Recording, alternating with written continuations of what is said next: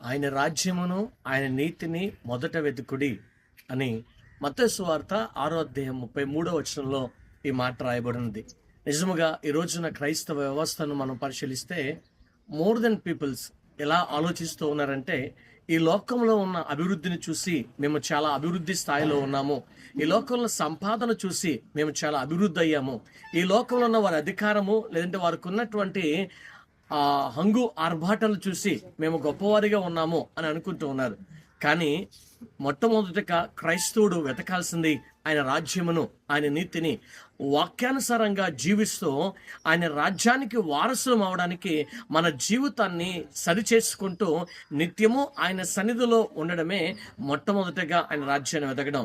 రెండవదిగా ఆయన నీతిని అనుసరించి మనము జీవించాలి. యేసుక్రీస్తే నీతి అయి ఉండగా ఆయన ఏమైతే మనకి బోధించారో, ఏ విధంగా అయితే నడుచుకోమని చెప్పారో దాని ప్రకారం జీవించడం నీతి. అటువంటి కృపలో, అటువంటి భద్రతలో మన జీవితాన్ని కట్టుకుంటూ ఈ లోక భూ సంబంధమైన వాటి కంటే పర సంబంధమైన వాటిని వెతుకుతూ మనం ఆయన రాజ్యంలో, ఆయన నీతిలో కట్టుబడి ఉందాం. అటువంటి కృప దేవుడు మనకు అనుగ్రహించును గాక. ఆమేన్.